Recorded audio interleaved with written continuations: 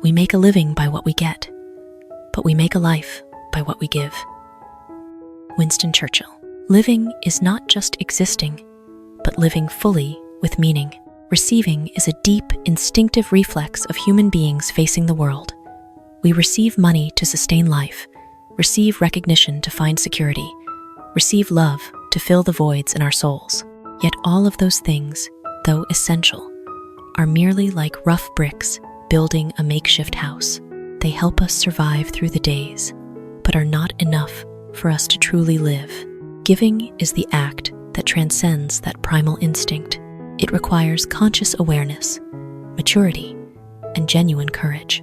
When we give our time, energy, and compassion, we not only touch others, but also quietly recreate our own souls.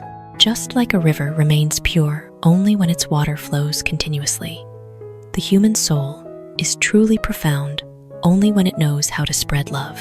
Those who only know how to take often sink into persistent feelings of lack because they forever depend on the outside world to fill their emptiness.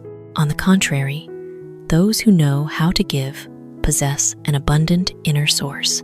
They become the origin of creation rather than passive waiting points. Giving is a way to affirm one's own value. I am abundant enough to share. And that belief ignites a wonderful cycle. The more we give, the more we recognize our own value. The more we recognize our value, the easier it is to give. Therefore, life is no longer a simple sum of what we accumulate, but becomes a vibrant painting drawn by the marks we leave in the hearts of others. When we look back, the most radiant smiles do not come from what we have clung to tightly, but from what we have given away and witnessed blooming and radiating brilliantly in this world. There is no greater gift than the thought that you have had some impact on the world for the better. Gloria Steinem. The need to give meaning to one's own existence. In the vast and sometimes cold flow of life, people not only fear poverty or failure, they also fear living without leaving any mark. Like a breeze that passes without stirring even a single leaf. Making a positive impact on the world does not require grand actions recorded in history books. Sometimes it is just a gentle word at the right time, a firm hand when someone is wavering, or a kind choice instead of a selfish one in a fragile moment. Yet, those small things are like ripples spreading from a pebble dropped into a lake, silent but persistent, and capable of reaching distant shores we never knew. The feeling of, I have contributed to creating something good, brings a deep satisfaction far beyond any material reward. It nurtures self-esteem, soothes doubts about one's own worth, and makes us feel we belong to something greater than our small self. When we realize that our presence has made the world a little less harsh, we no longer merely exist, but begin to live with clear awareness of purpose and meaning. Perhaps the most precious gift lies not in how much the world changes because of us, but in our own transformation when we choose to live in that direction. Because every time we sow goodness into life, we are also quietly planting a better version of ourselves, deeper, kinder, and worthy of being etched in the world's heart. Discontent is the first necessity of progress. Thomas Edison. Why can a negative emotion become a powerful driving force for development? If we look deeply into human nature, discontent is not a gloomy darkness, but a crack where light begins to seep in. A person who is completely satisfied often falls into a state of stagnation, like a lake so calm that it no longer reflects the vast sky. It is precisely the feeling of not enough, not right, not worthy that awakens the mind to move, to question, and to ceaselessly seek. Discontent is a genuine inner signal, a whisper that the current reality does not match the potential waiting to emerge. It is like the discomfort of wearing clothes that are too tight.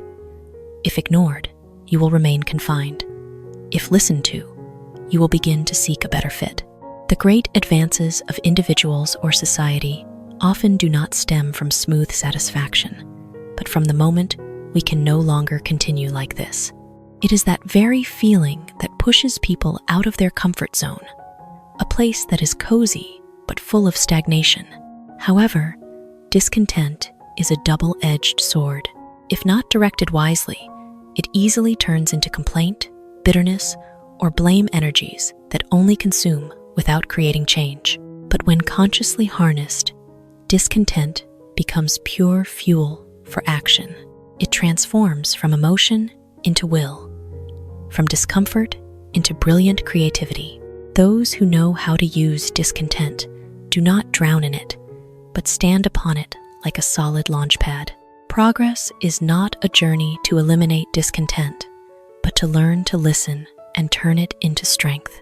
When we stop fearing the feeling of not enough and begin to see it as a guiding signal, we enter a state of profound maturity, where every shortfall is no longer a flaw, but an invitation to become more, deeper, and closer to the best version of ourselves.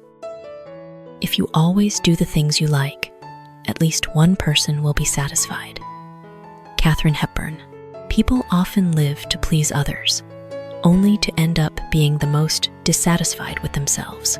We learn to adjust, yield, even distort our personal desires to fit external expectations, like an actor so immersed in the role that they forget their true face. Doing what you like is not an impulsive act or escaping responsibility, but genuine inner honesty. It is like returning to the core axis of oneself, where values, passions, and original emotions still shine before being drowned out by societal noise. When a person lives true to what they love, they not only create personal satisfaction, but also radiate a very real form of energy, one that others can feel, even if they don't fully understand it. Continuously pleasing others easily leads to fragmentation of the self. One part lives according to expectations, the other silently accumulates disappointment, and that forgotten part will speak out through fatigue, boredom, or an unnamed emptiness. On the contrary, when we dare to choose what we like, we are reassembling the scattered pieces of ourselves, creating a rare wholeness. Of course, living according to one's preferences does not always bring external recognition, but perhaps that is not the core goal. Because when at least one person yourself feels satisfied, you have built a solid foundation for inner peace. And from that foundation, every relationship, every achievement, every future choice will no longer be a trade-off, but a natural expansion of a person living authentically with themselves. Life is meant to be lived. If you have to support yourself, it's best to find a way that's interesting somehow, and you cannot do that by sitting still. Katherine Hepburn. People often get stuck between the desire to live fully and the habit of standing still. To live here is not just to exist through the days, but to consciously participate in the flow of one's own life. And when earning a living is unavoidable, it should not be a monotonous burden, but can become a playground where we experiment, collide, and discover ourselves through each action. Interesting is not something ready to be chosen, but something created in the way we approach work and life. Two people can do the same thing, but one sees it as chains, the other as an opportunity to train, create, and grow. The difference lies in the state of mind. One passively endures, the other actively creates meaning. Sitting still, therefore, is not just laziness in behavior, but stagnation in perception. When we refuse to enter the game and still expect the feeling of vitality to appear naturally, action is the most powerful catalyst to break procrastination and emptiness. People do not find passion first and then act. Instead, they act first, then gradually discover what excites them. Like a wheel, it only gains momentum once it starts rolling. Standing still may bring temporary safety, but in the long run, it nurtures deep anxiety because we know we are missing out on our own life. Living is not waiting for the perfect job or ideal circumstances, but but diving into what is already there and infusing it with vibrant spirit.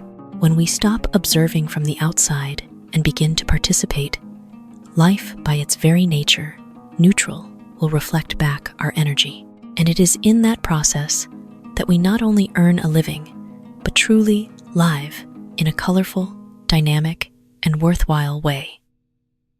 Improvement means change. Perfection means change often. Winston Churchill. Humans long to reach a state of good enough and then stop.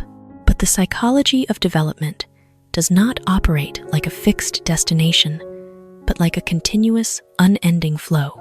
Improvement is the moment we realize we can be different, better, while perfection, if it exists, is not an unchanging state, but the ability to continuously adapt to changes in ourselves and the world.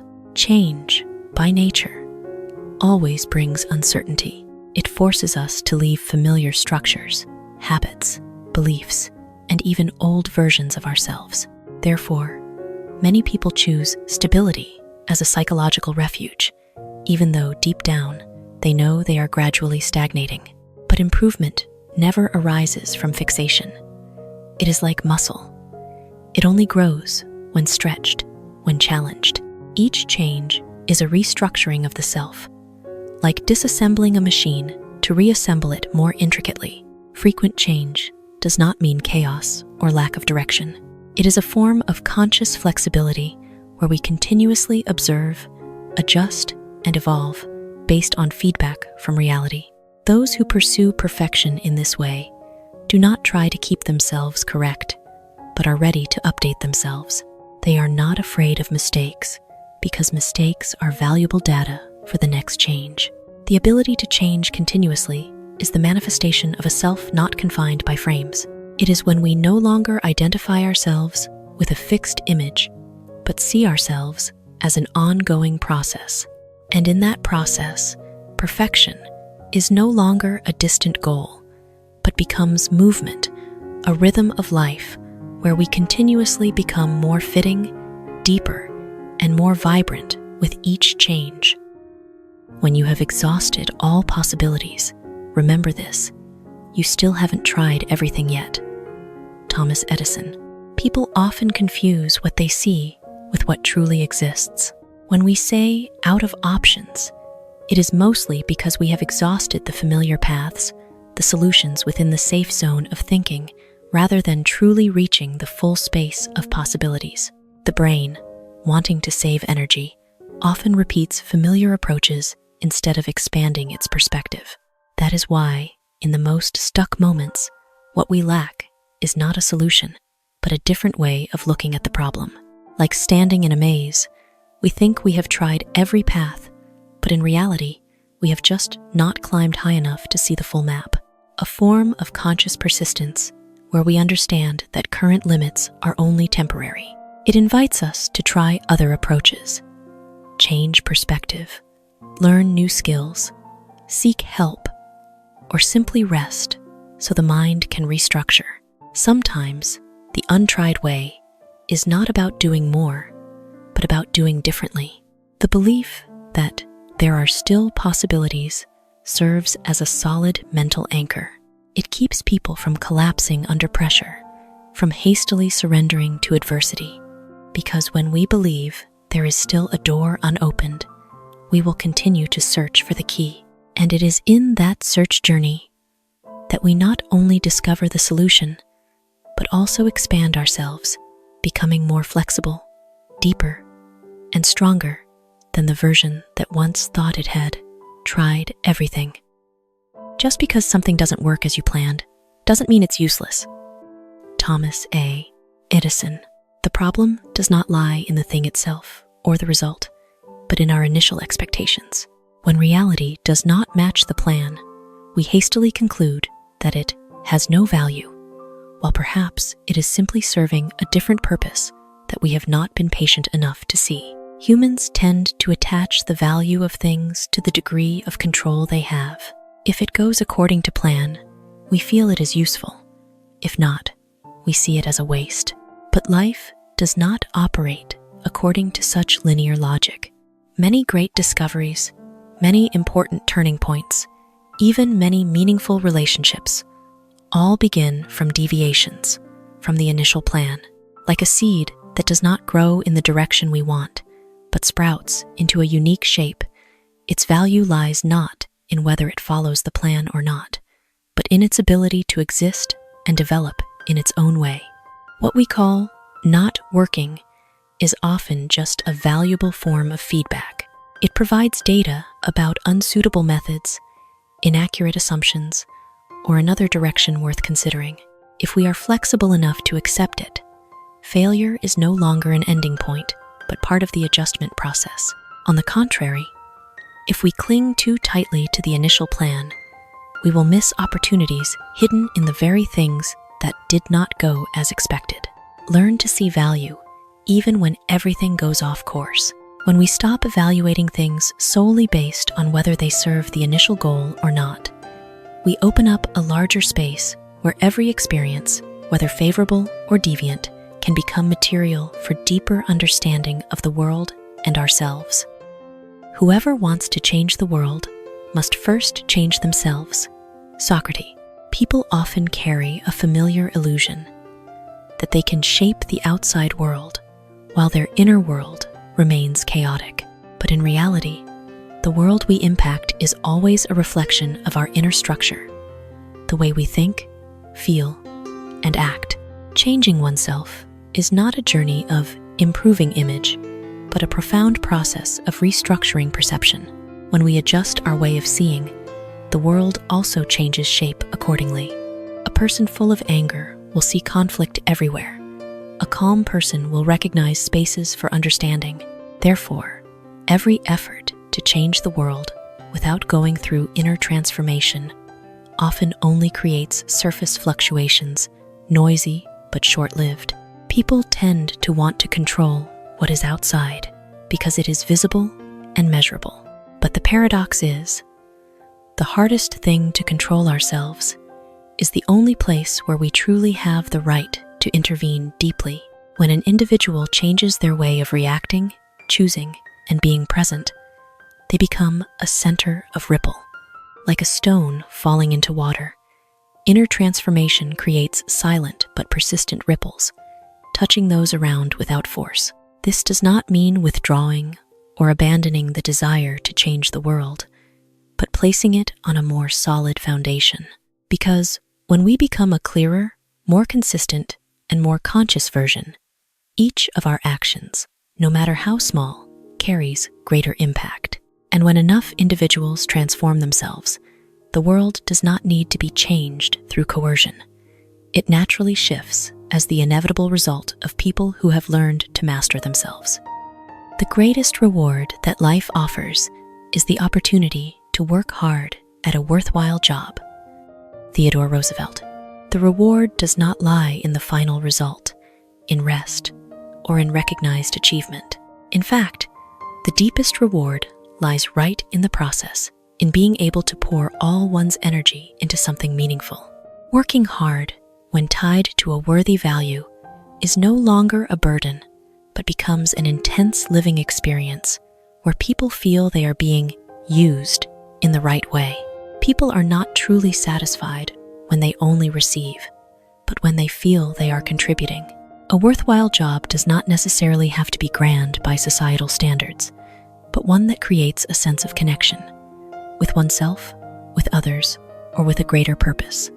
Then, every effort is no longer fragmented, but becomes part of a meaningful picture, like assembling small pieces, even if repetitive. But we know we are getting closer to a complete form. Working hard at something worthwhile is also like lighting a fire inside. It consumes energy, but at the same time creates light and warmth. Outsiders may only see the fatigue, but those involved feel a unique satisfaction, the feeling that each passing day is not depletion, but accumulation of meaning. On the contrary, doing a job that is not worthwhile, no matter how light, still easily leads to emptiness, because we know we are wasting time without building anything lasting. When we find or create a worthwhile job to commit to, hard work is no longer an obligation, but a privilege. And it is in that diligent process that people not only create value for the world, but also reshape themselves, becoming deeper, more steadfast, and living a life where every drop of sweat carries meaning.